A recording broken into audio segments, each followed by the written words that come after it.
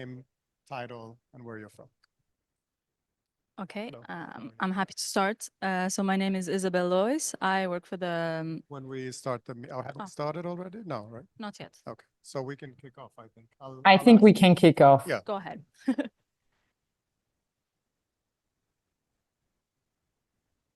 Please go ahead, Martin. Hello, everyone. My name is Martin Semen. I'm with the United Nations Department of Global Communications. I will be moderating this session together with Julia Haas, who you see online, advisor to the representative on freedom of the media with the Organization for Security and Cooperation in Europe, or OSCE for short. A warm welcome to everyone. We are here in Riyadh for the 19th Internet Governance Forum. And this workshop is led by our fellows on the screen here, OSCE. This panel will focus on leveraging technology for healthy online information spaces. And with us today, we have a great panel. I'm going to ask you each to introduce yourself briefly, starting with you. Yes. Hi, everyone. So my name is Isabel Lois. I am senior policy.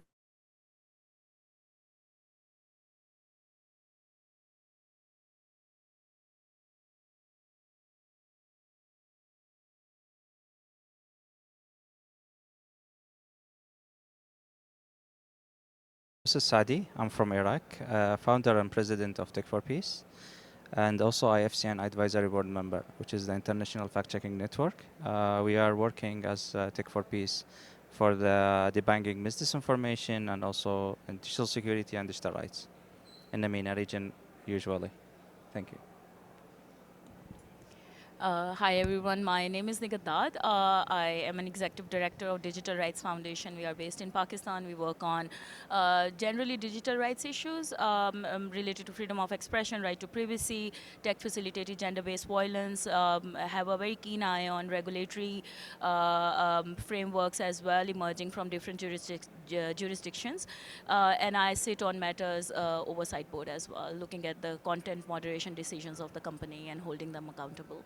Thank you so much, and welcome to the people online and those who have joined us here in the room. Today we'll hear about the main challenges of big tech in the information landscape, and we'll identify different stakeholders' role in addressing the many challenges that arise with this ever-evolving and quickly evolving technology.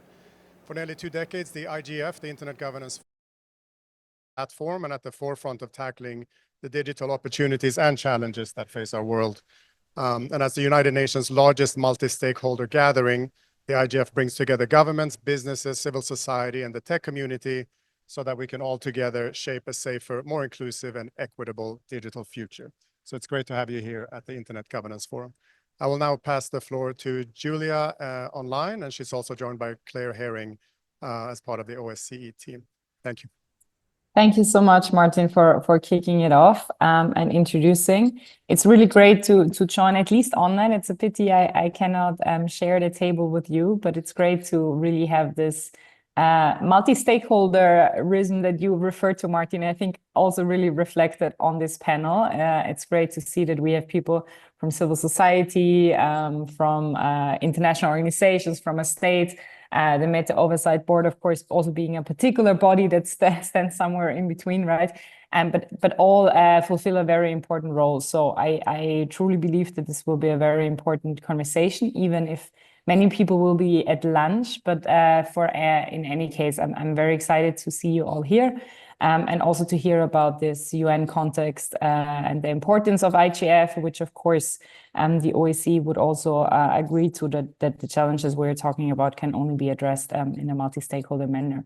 So we already briefly heard the title of this session at least, but just also to give a little bit more context that our intention with this session was really to discuss both kind of the impact of big tech on the information landscape and how state can limit any undue power or control that we see over the information space or the power concentration. But then also on the other side, what can be done in contexts where maybe states would not be so eager to intervene, or where maybe we don't have a lot of very strong democratic institutions or rule of law standards. So really, how can we find a way forward to address the challenges? And ideally then in the last step, so to speak, to also see whether and how technology can actually be leveraged for a healthy online information space, which is this overarching title of today's session. And that is also the name of a project that we are currently working on at the OEC RFOM. And in the framework of this project, we are currently working on developing recommendations for states on media and big tech. So within, I mean, as you, Martin, already rightly referred to, of course, in the title of our organization, the representative freedom of the media has a particular role to play, which we also acknowledge in the information landscape. It is about freedom of expression, privacy, many words we already heard. But journalism and independent journalism has, of course, a particular role to play. So we are currently also exploring how media and big tech are interacting, intersecting, what are the particular challenges for journalists and how to address it. And in this context, we're particularly looking at media sustainability, the accessibility and availability of public interest information. So also questions of visibility by platforms and these kind of things, and journalistic protections. And I'm just mentioning this not for purposes of self-promotion, but just to indicate that the conversation we will be having now is really feeding into this process. This is a multi-month process, and we are currently holding several roundtables and discussions, including the conversation we are having today. And we really want to build on all of your knowledge and all of this expertise and experience as to feed into the guidance that we will be developing for states before summer next year. So having said that, I'm really very much looking forward to hearing from all of you and learning from you, and see how we can empower the information spaces and also actors that are particularly important for the information space, such as journalists in that case. But maybe before we dive into specifics or into the media question already, it would be very useful, I think, for all of us to get a little bit help for setting the scene. And if I may ask you, Nigad, to help us with this, to tell us from your experience. I mean, you, of course, already mentioned that you not only have great expertise from civil society perspective, from the organization you founded and are leading, but also have, of course, a lot of insights from the Meta Oversight Board. What are the key concerns? What are the challenges? So can you maybe, in the outside of this session, tell us what you consider from your expertise, from your experiences, are the main challenges of big tech power, so to speak, over the information spaces? Thank you.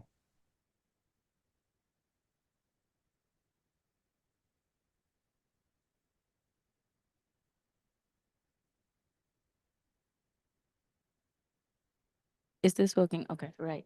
Thank you so much, Julia, for setting the scene. Yes, definitely. I wear another hat, which is like sitting on Meta's oversight board, which is now it's been 4 years, and I'm one of the founding members. And I think board is a very unique institution, like one of its, like first of its own kind, in terms of like the accountability and oversight mechanism when it comes to big tech platforms, but in our case, it's Meta. I think I come from a very unique perspective where, the jurisdiction that I have come from, the rule of law is not really strong, right? So many of us who have been advocating for open, safe, online, accessible spaces, we have seen emergence of regulatory frameworks, and I think we need to keep one thing in mind, that all these regulatory frameworks emerging from different jurisdictions are not all the same, right? So we have a very good example of DSA, which many of us really look towards to, and looking forward to the enforcement of the regulatory framework from the Europe on the big platforms. But when we look at our own examples, we are kind of concerned and worried in terms of there is not really meaningful consultations when it comes to multi-stakeholderism, right? So including civil society, when these frameworks are being designed or debated by the government or parties related to these regulatory frameworks, for instance, regulators in our case as well. And then you look at other mechanisms. So you're like, okay, we are in between two powerful actors. One is state, and then another one is tech giants, right? So what kind of other mechanism you have, especially when it comes to users, that you can use to hold tech companies accountable? And I think that's why I feel that oversight board is in a very unique position where it is independent. It is an oversight body. It's set out as a unique experience, and now it has become an institution. And I would encourage people to look into the cases that we have decided. We are a diverse group of people. We are not, from global north, or folks from Silicon Valley. We are from different regions, diverse backgrounds, diverse experts, and we actually take up cases that sort of like appeals that are filed by the users, but also where company struggles. For instance, in some of the cases, we have looked into, like, journalist cases. For instance, on top of my head, this one particular case that we decided in the very beginning of our term, it was the word Taliban, which was kind of wrongfully removed, kind of over enforced on Meta platforms. And this is very jurisdiction, like this is very much related to South Asia, Afghanistan, and I don't think that many folks kind of know about this in global north. But we took up this because it was the over enforcement was putting hurdles into journalists reporting who were actually using these platforms. And we took this up, we deliberated on this case, and then we told Meta that there is an over enforcement of this word. So you really need to look into the terms that your community standards and the policies that you have in terms of, um, uh, sort of regulating such kind of terms. But it was basically to make it easier for media and journalists, especially in South Asia. So this is just one example. But having said that, what I mean to say is that when we look into the role of states, governments, and the power of tech giants, we should also uh, uh, broaden our own ideas, that they are not just regulatory frameworks that we need to look into, but we need to look into other institutions as well, where like the jurisdictions where states are actually regulating on their own terms and not in a meaningful way. Then what are the other institutions who can come to help to the users when it comes to protecting users' rights on these platforms? Thank you so much for giving us this oversight over the overboard work. No, but it's super interesting to hear the broad variety of the work, and I think what is really particularly useful also for the work of people in this field and for the digital rights community, so to speak, is really to also look at the guidance that is being developed. So it's not only about individual cases and individual protections, which are of course crucially important, as you rightly point out, but also to learn from that and to take it a step further and say, okay, how should policies maybe be adapted, and what can be done in addition to it. Another thing that I found really extremely useful that you mentioned is really this point for the need for diversity and understanding local perspectives, because it's really different, and this is something that we see over and over again with technology being deployed globally. The impact is very different, especially if we don't have the same capacities or even language capacities, then it is a bit difficult, or the implications might be even worse. I see now that our fifth speaker has also joined, but couldn't yet turn on her camera. So maybe while hopefully our technical colleagues can help us, because we already spoke about this aspect of understanding local context, where sometimes with specific words you might have an over-enforcement or under-enforcement, which are both problematic from a human rights perspective. And the context is so crucially important. And this is something where I would like to bring in Afs. You mentioned this also when we had our preliminary conversation on this, that you have this experience that also in the context you work on, it's very different the big tech challenges, because the context maybe less strong democratic institutions, or less checks and balances, both from the state side as well as from the platforms who are very active in areas but don't deploy the same kind of resources and attention to the regions. Can you maybe build on this a little bit and tell us what your experience is, or the specific challenges you would see in this context? Thank you for the question. In general, we are working in both languages, which is the Arabic and Kurdish.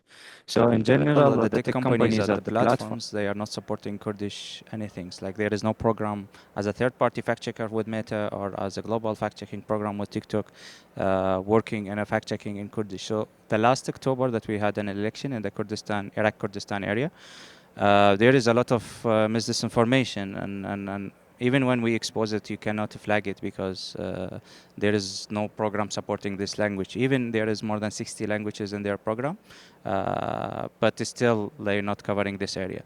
And for the Arabic content, they have, for example, I give you an example, in Ukraine, they have an award, there is 9 organizations working as a third-party fact-checker. If you go to Spain, which is, there is no war, there is 5 organizations working as a third-party fact-checkers. But if you go with the whole MENA region, you just see 2 organizations only, which is one of them from France organization, which is the AFP, and the other one is for Fatabainu, which is the Jordanian. And even there is 7 organizations, which is they are signatory by the IFCN, because one of the rules that from Meta or TikTok, if they want to be as a partner for the fact-checking, you need to have to be as a signatory from the International Fact-Checking Network. There is 7 organizations from the Arabic region, they are signatory. And even no one from, just one of them, which is Fatabainu, they are as a third-party fact-checker. And the other side also for the gaps that we have, it's in the Arabic language, is after 7 October 2023. What's happened between Israel and Gaza, there is a lot of restriction on the Arabic content. Even as fact checkers, when we are exposing fake news, they flag our content that we are separate fake news.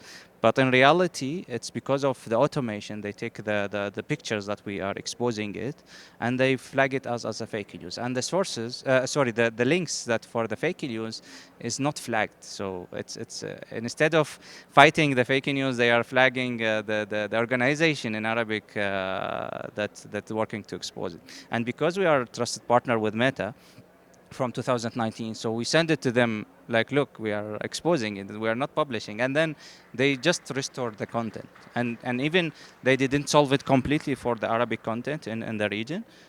But if you have a relationships, like if you have connections with them, then they will restore your content. If you don't have it, you will appeal. I know a lot of organizations and a lot of users, influencers, journalists, human rights defenders, their accounts like stopped because they taken down. And when they appeal, it's the automation who's reviewing it. There is no human person reviewing it, and then it's go again as a rejection.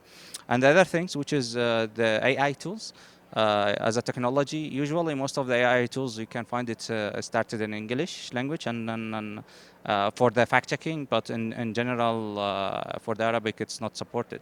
So this gap is difficult because if you want to build your own tools, you need funding, you need to work a lot with this technology issues, and it's a difficult and that time. And also, I'm talking about the media literacy. We have it's really low media literacy in our region, and around 30% people inside the region, they are not connected to the internet. And I give you an example for Iraq. Most of the channels belong to the parties, and it's not independent. So if they have some kind of campaign misinformation, the people will believe it, and then in the election they will going to vote for them. And I will stop from here. There is a lot of points, but it's better to have more conversation from the other side. Thank you. Thank you so much.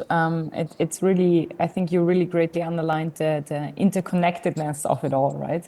That you really say there are so many different layers to the challenges, but then technology is not necessarily helping, but might even perpetuate some of these challenges if there are biases or no language knowledge or attention or even fact-checking partners and trusted partners and all of that.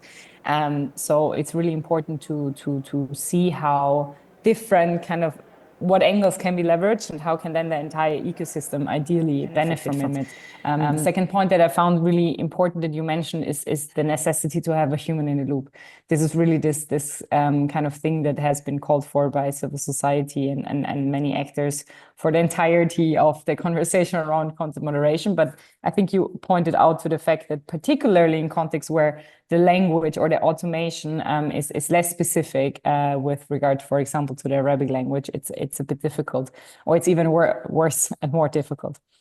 So thank you for outlining this. I wanted in this first round of better understanding the complexities of the issues when we speak about information spaces and big tech and technology, also really bring in the particular component or the particular aspects of journalists, because this is something that both of you touched upon already a little bit in the sense of how journalists are affected in your respective work in your respective areas.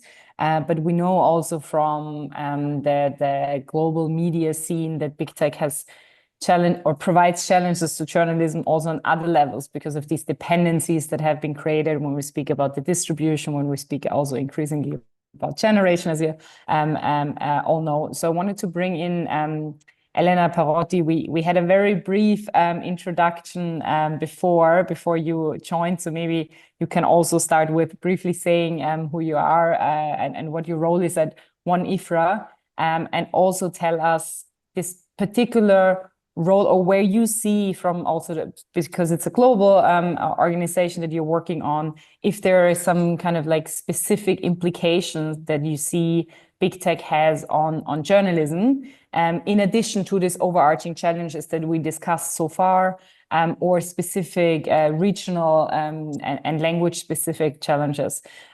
Is there something you could help us to better understand what are the key kind of like overarching concerns by the current power that we see from big tech and the concentration of power that impacts journalists and journalism as such? Thanks.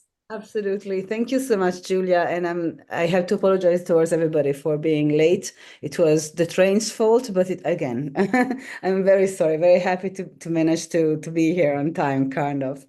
Well, I'm Elena Perotti. I am Executive Director, Media Policy and Public Affairs at One IFRA, which is the World Association of News Publishers, which is, imagine, a trade association for publishers all around the world. Our main constituencies are the national associations of news media publishers, therefore the bodies that try to lobby their countries or the European Commission when they are European to obtain better conditions for the business of the publishers again. And my constituency in particular is exactly that, the one of directors of national associations. So I'm privileged enough to have a real global outlook on what the concerns are of the industry all around the world and how incredibly similar they became, particularly ever since the digital era starts, which I would place at the start of Google, so it is 2000, and then everything changed again, 2006 and 2007 when Facebook became mainstream. Well, you, Julia, asked specifically about journalism, whereas again, my expertise is with the publishing business. But I do, of course, have also journalists in my radar. And one very interesting point of view to remember is that at the very beginning, when publishers were already starting to get worried about this increasing power of big tech, journalists were generally not. They just weren't, because the interests did not align. Whereas for publishers, it was clear right away that big tech was about to eat away at most of the revenues of the industry. For the journalists still saw, and I'm speaking 15 years ago, even only 10 years ago, I would say, they were still seeing as much more relevant on scale the fact that Google or Facebook or the others who came afterwards would allow their content to be disseminated more widely. So the interest really of journalists and publishers did not align at that point. What I see now, ever since 3 or 4 years, is that now also journalists realize the problem, which is, in a word, the problem is disintermediation. So big tech has the power of giving to the person who is not extremely interested in news enough news on their platforms so that they would not click through to go to the publishers' websites, and therefore the publishers will lose money directly, and therefore they will not have money enough to fund the journalism of professional journalists. That is the macro problem. The other macro problem, of course, is that in the last 15 years, the advertising revenues of publishers all around the world have halved, literally halved. I actually prepared a couple of data to fire out to you. Of course, I don't remember them by heart, so I'm reading. But in 2024, there will be 1 trillion in advertising that will be transacted in the year 2024. 1 trillion, which is an 80% increase compared to 2019 pre-pandemic. Of that, 1 trillion. Legacy media, so the professional publishers of news, will have about 30% of that ad spend, and 2/3 of the rest is going to go to Alphabet, Meta, Amazon, and so on. Not even to speak of the new advertising revenue, because every year new advertising revenue is created. Of that, and I'm not exaggerating, more than 80% goes to platforms. That is, I know I'm speaking only money, but by speaking money, I'm also speaking democracy and speaking professional journalism and ability to do investigative journalism. I also speaking security of journalists being sent in war zones, because all that cannot happen if the publishers are not sustainable. So there is really, I would say, Julia, to answer your question, that the main threat that big tech brings to journalism is the defunding, basically. That is what it is. And I don't know whether big tech is in the room. I have no idea. But they have tried to work with news around the world, with signing contracts, of course, and so on. They have given handouts sometimes, but that is just not enough. It is, I think, a democratic responsibility of governments, but also stakeholders like us, to find solutions so that the defunding of professional journalists does not happen, because that is dangerous for democracy. I don't know how much time I have, Julia. I could speak of this literally for hours. So just let me know. No, excellent. This was a very good overview already. I mean, I think it's really important that you underlined how this question of sustainability or funding is not linked to the question of running a business of a media outlet, right? But it is really the question of what kind of information is available, what kind of investigations can take place from where, to what degree, so that it is really a democratic question, as you rightly pointed out. And if we want to discuss on how can we fight disinformation, as we heard before, or how can we avoid that people are attacked online, or how can we make sure that people have election integrity and have information available, all of this is linked to the availability of public interest information. So we can only speak about visibility and accessibility of such information if it is available, and it can only be available if there is sustainability and funding in the background. Yes. I just want I just saw my note. You asked me whether there was any language specific concern, and just very local specific concern. Just extremely briefly, the main concern in small in societies that speak a very specific language. So of course not English, but not even Italian, French or Spanish or German. I mean, I mean, Rohingya in particular, for example, of course, the problem is misinformation. That is, I would say, is really number one problem, because platforms do not invest enough at all in fact checking and in checking misinformation in small languages. Please pass me the term. 80% of Facebook's money for dismantling disinformation goes to English languages, and as a consequence, as we know, this can have deadly consequences literally to people, and that is where local news is even more important, because again, if you have to fight misinformation, you have to do it with professional journalism. Yeah, absolutely. Thanks for this addition. It's also what we kind of started off with, I think, before you joined, about this whole question of how difficult it is to have fact checking if there are not sufficient trusted flaggers in specific languages or contexts. So you have all these different layers how that add up to the challenges, and local journalism is, of course, also at the forefront of being not only under threat very often from different actors, but also the first ones who struggle with funding and with advertising and all of that. So it is, again, this interrelatedness.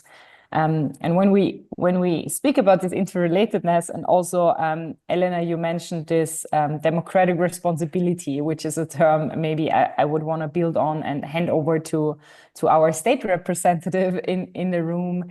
Isabel, you coming from the Swiss context and the Federal Office of Communication, you do, of course, a lot of work in the Swiss context, right? And also on a more global level, Switzerland has been very engaged and constructively engaged in many also regional and global initiatives that try to work towards this healthy online information space that we're talking about, with this journalistic component, but also with regard to fact checking and fighting disinformation and user rights. I mean, all of the things really that we talked about.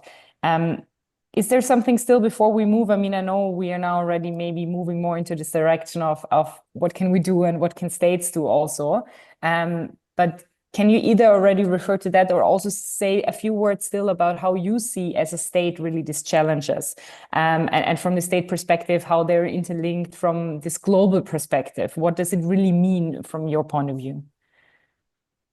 Absolutely. And thank you for this very interesting question and very interesting panel. I wanted to move a little bit away from the notion of big tech, because ultimately, I think when we're discussing these issues, they exist independently of how big the economic actors behind them are.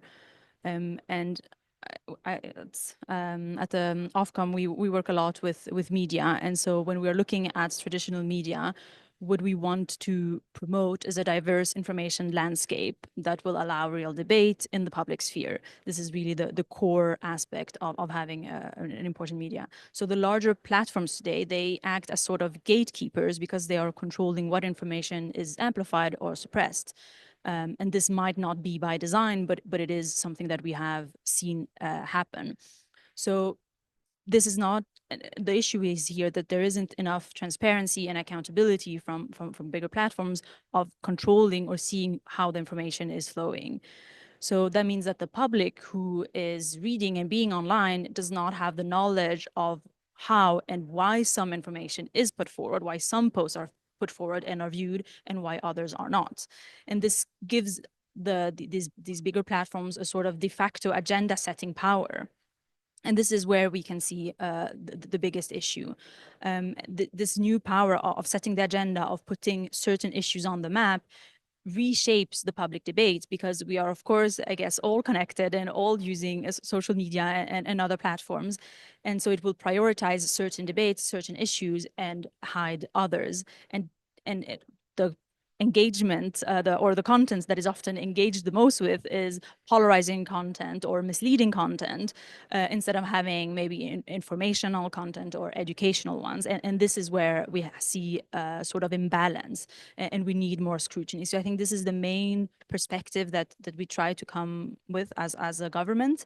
And in Switzerland, we have identified that it is very important to work with the media sector, or the traditional media sector, if I want to put it this way, because there's, of course, and this was mentioned as well before, significant challenges as the business model sort of changes with big technology platforms dominating the market.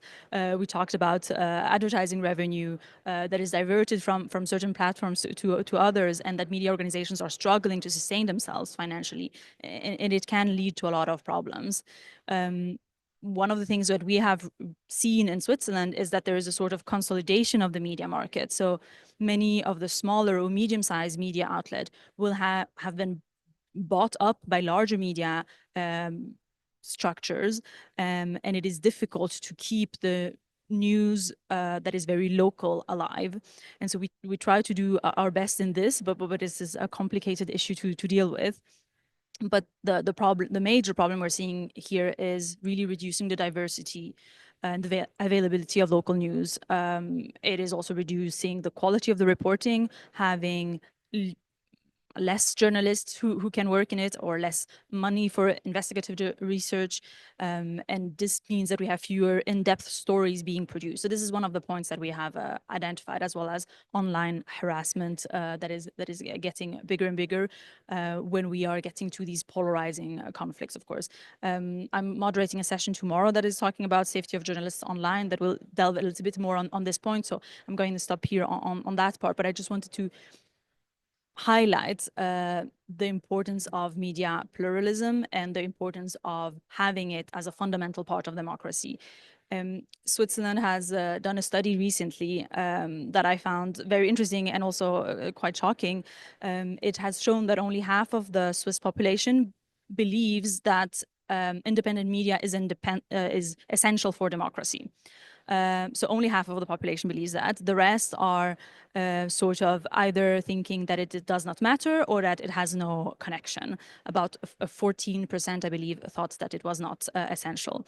And so this is something that is quite scary to think about, because this detachment of understanding how important true media is, and as a pillar, as the fourth pillar, I would say, of democracy, if we don't see the importance of it, then we cannot safeguard it. And I think this is where we're working a lot on awareness raising, on capacity building. And I know capacity building is something that is discussed a lot at IGF in many different sectors, but I think capacity building on accessing and getting the information and understanding the information you're reading and why it's important to have a certain source or another, I think that is really a strong point we need to work on. And I'm happy to delve into some ways to address these challenges. I don't know if you want me to continue immediately, or if you want to pass the word on to someone else. Julia, I'll let you decide. No, thanks a lot. I do have a follow-up question, but I think it's really important that you point to this almost twofold notion of literacy, right? That it's not only about information literacy in the sense of understanding why something is shown, as you pointed out, but also really understanding the importance of media freedom and media pluralism. This is something that we are also trying to work on, and we try to connotate this terminology of media freedom literacy to really say the states, I mean, it's not only about individuals, as you say, but also states sometimes lack this understanding of how the link is between media freedom, independent media pluralism, and then the link to democracy, but also more broadly to stability, to peace, to safety and security. So this is a very important point indeed. Thanks for underlining it. And the second point I think that was also very important is that you pointed out this engaging factor, right? That currently like content is boosted and more shown if it's engaging, but we know people might be more engaging on polarizing content. And then if we speak about healthy information spaces and democratic deliberation, also in other contexts, we have obligations with regard to diversity and also regional diversity and all of that might not gain the same attraction if different contents are being provided, but that are crucial. And so I think it's really an important question to also ask whether we should have similar obligations in the digital context and in the online space, where we, and with we, I mean both democratic states, but also all stakeholders should just tell platforms that it's not acceptable to prioritize content just because it's engaging and drives more advertising. And this maybe is already the follow-up question, or the lead up to the follow-up question, where you see as a democratic state, or like coming from this perspective, how states can work in that direction, while acknowledging that, of course, Switzerland still remains a fairly small market from the media perspective, but big tech perspective and all of that. So what are the avenues and possibilities that states can take? And before I hand over back to you, sorry for that, I also just want to offer people, if there are people in the room who have a question or who have a comment or want to say anything, please indicate it to us. We also already put the same in the chat for the online participants because there was somebody mentioning. So please feel free to also think about questions after we hear from Isabel, please. Thank you. It is a very challenging question to answer. How can states, or what should states do? And I think states definitely have a role to play in addressing the challenges posed by big tech, both at a national level, so what we could do in our own countries, and also at the international level through coordinated international efforts. I also believe that it's important to say, and IGF being a multi-stakeholder platform, I want to highlight that it is, I think, in collaboration with other stakeholders that we could do the best work. So this is the first point as just a general kind of view of what governments can do. I think we can do things, but we should not do it alone. So on the national level, sort of the Swiss perspective is that we have to protect the public's access to quality information and ensure some sort of accountability from platforms. And this can include, and this can be done through some sort of regulatory measures that really ensures transparency in the platform's operational system, clarify how and which obligations they have, and then also empower the users to make informed decisions. Because at the end of the day, I think the users are at the center of this. So state intervention is one of the ways to address the sort of power imbalance over information spaces, but it is not the only way, and it is not, it should be done in a very carefully balanced way to respect fundamental rights and freedoms. There is a lot of potential harm that can be done with a strong state control over which information is accessible and how it is done. So I think it is a very specific line and complicated line to navigate, and there has to be a lot of careful considerations brought in this. So in Switzerland, we have a sort of an approach of strengthening the users' rights and increasing the transparency of the platforms instead of moderating the content. So this would ensure that the state intervention does not compromise the freedom of expression or overstep any other fundamental rights that are essential for us. We are currently developing our own regulatory framework for large online platforms, and it is largely based and inspired by the European legislation, so the EU Digital Service Act, the DSA. But the law we are envisioning, and it is not yet in place, focuses on due diligence requirements while strengthening the transparency rules and the user rights. So it is not really about controlling from above, but sort of getting the users to have all of the information. So there are, I mean, I can get into more details on this if you're interested, but there are some significant differences maybe with the EU approach, where our scope is much narrower, whilst we only focus on very large online platforms and very large online search engines. And we are also limiting to only what we call communication platforms. And this is because we want to enable the public dissemination of information between users for the purpose of opinion forming, entertainment, and education. And we are excluding any marketplaces or booking platform sites or things like this that I know are included in the DSA. So our most important point is to protect the fundamental communication rights of the users online. And this can be made to ensure that we have a well-informed public, because and this goes to the main point that we have in Switzerland, where we're trying to give the tools to the users, to the public, and not control it from above. And I think this is where we could work more with other stakeholders, with the media agencies, with other countries, of not looking at it in a top-down way, but in a bottom-up way. And I will just say one more thing on this. We also have a Swiss National Action Plan for the Safety of Journalists that was published last year, where we have a whole set of different measures, most of them to address safety for the journalists, not only online, but mostly offline. But our main focus is to bring awareness on the importance of journalism for a functioning democracy. And so this is really where we can bring an added value. And we're also working very closely with the Council of Europe, who has a great campaign on the safety of journalists that I can only encourage you to look into. But yeah, this is a sort of the ways that we see that we can do something and that states could do something. Of course, if we are looking into regulation, we have to make it balanced. We have to make sure that we are empowering the public and not controlling what is put out there. And so this is where we are happy to discuss and engage with any stakeholders and in meetings like today to have a bit of the other ideas. Thank you. Excellent. Thanks so much for this. I mean, I think there are already a lot of takeaways for sure with this empowering, not controlling is certainly a nice way of phrasing it. And I think this is also something that we as the OEC have been pushing for constantly, that we don't speak about individual pieces of content, when we speak about processes, right? I mean, it's the same when we speak about disinformation or fact checking. It's very much about how can we make sure that the processes work better, that we have, as you say, like transparency, accountability, and all of these things, multi-stakeholder engagement, and in a meaningful way. I think this is also something that we heard already today. But it's not, if we want to address the undue power by big tech, it doesn't mean that we want to fill this with undue state power, right? Becomes particularly important in contexts where we don't have maybe the same democratic institutions.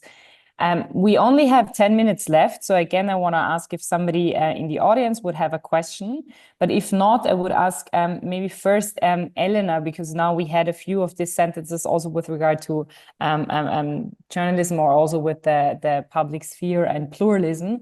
If you could build on that to say briefly what you think should be the role also of the media industry and to respond to the power of big tech over information spaces, and if you see there maybe also even an opportunity or possibility how technology can help in this regard.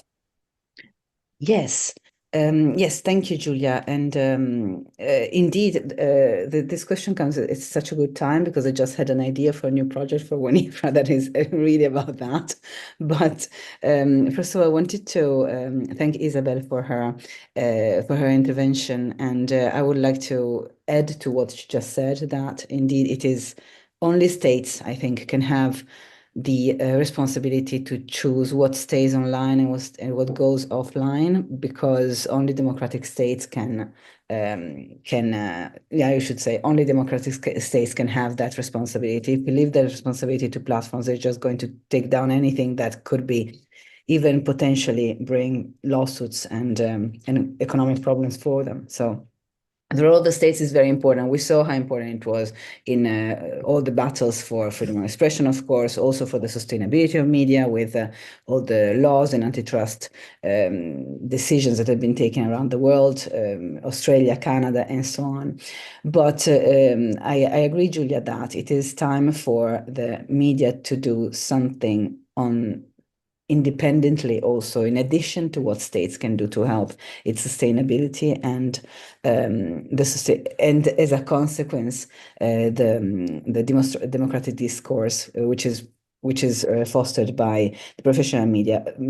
What we believe within WANIFRA is that stakeholders should pull together the publishers, but also the advertisers, and also civil society, and so on, to try and sustain again a media environment which is safe, because it brings good information, good information to the public.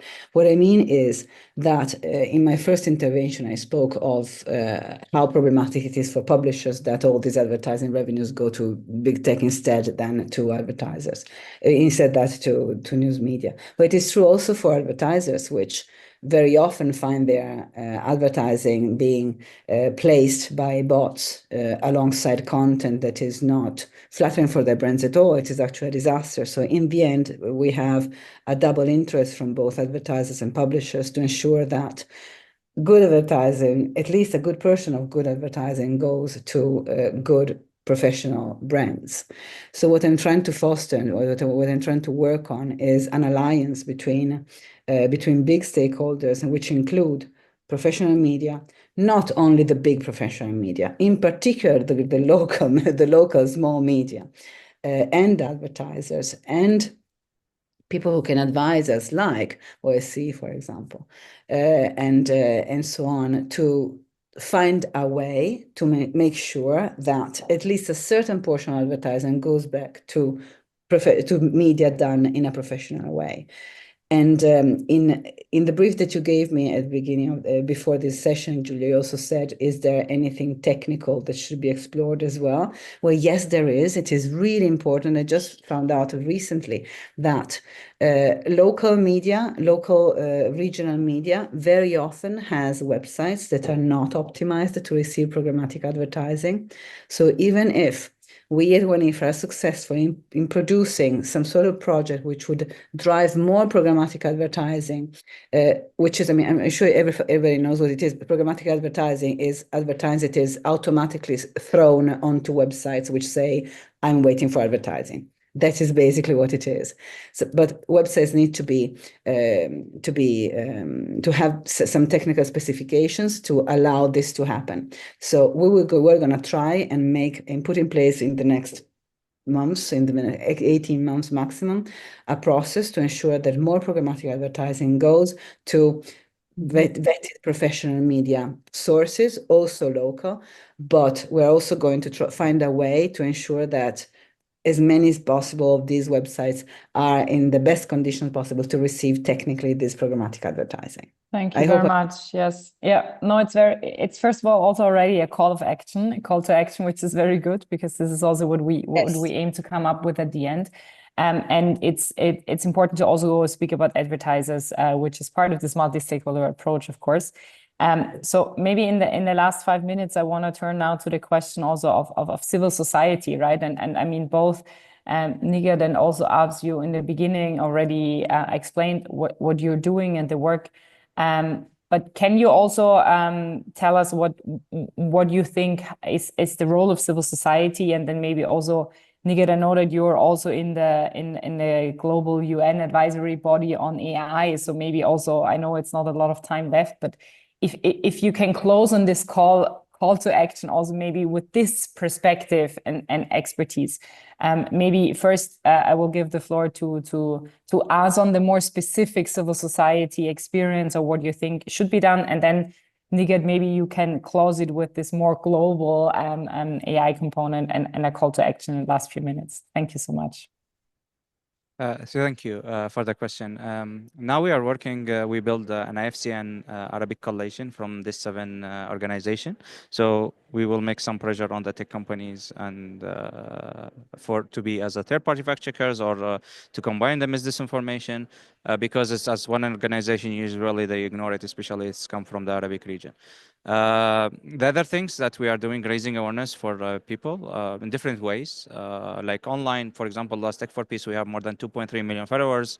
We are the biggest fact-checking in the MENA region. So we're doing raising awareness. We have also MOOCs platform that we have different kind of levels of fact-checking, digital security, etc. And also we're doing webinars, some kind of raising awareness also on the ground, like with IDPs, which is the internally displaced people in camps. That's inside Iraq. And also we are building some new initiative, new organization to do fact checking. Like, well, for example, we did in Yemen, we did in Tunis, and also in Libya. And we are also, for the future, plan for the other countries.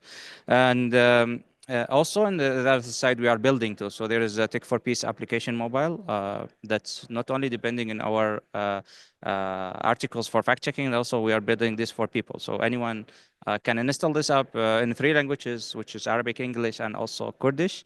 You can do fact checking by pictures, videos, and also text.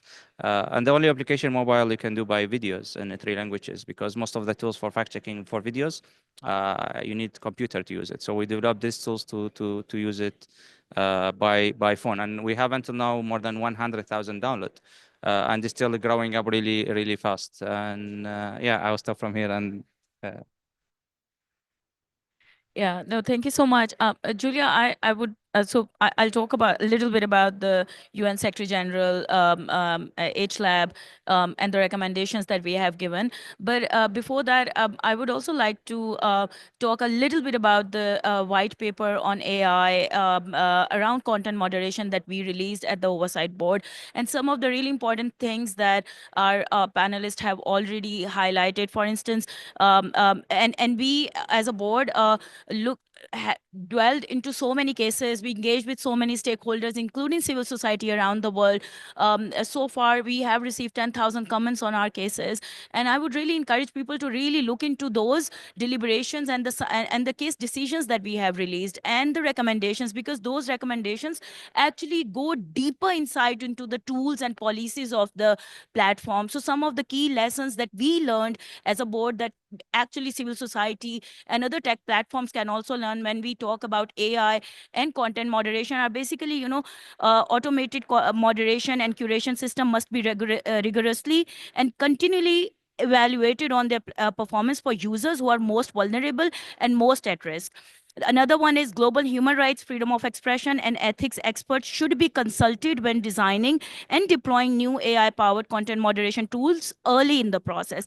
And then we always talk about that transparency is paramount. So giving access to third party or researchers is something that we have been talking a lot in our recommendations as well to the Meta. Now coming to the high level thing, which is UN Secretary General's HLab. So we gave several recommendations, and 2 of our recommendations actually, after negotiated by 193 states, became part of GDC Global Digital Compact. One was setting up AI scientific panel, and another one was establishing global governance dialogue on AI. And I think it's so important now for civil society to actually keep watching this space, because especially setting up this dialogue like COP or IGF, it will be designed like that. And civil society will have like a lot of space to actually engage with other stakeholders like government or tech companies or AI companies to actually design from the beginning in terms of the global governance of AI, be it the global governance or at the nation state level. I'll stop here. Thank you. Thank you so much. I acknowledge that there's no time left, so we were really on spot, and there's really such a rich conversation with so many takeaways. We will now certainly go through our notes and take out the calls to actions that we took from your crucial input and also report it back to the IGF, so we can live up to what you said, like learning lessons from one another, right? Learning from one another experiences. It will also feed into our work. I just want to thank you at this stage, all of you, for your insights and your crucial contributions, and also Martin for doing the local moderation, even if there were not so many questions also in the floor. I don't know if you still want to have some closing sentence, but in any case, thank you all very, very much from our side. Very crucial input, and will be very useful for our continued work on this topic. Thank you very much. Thank you, Julia, for your Thank you, Julia. moderation. Thank That you. was a really great conversation, and thanks to the panelists and the people in the room. Thank you all, and enjoy the rest of IGF. Bye. Bye.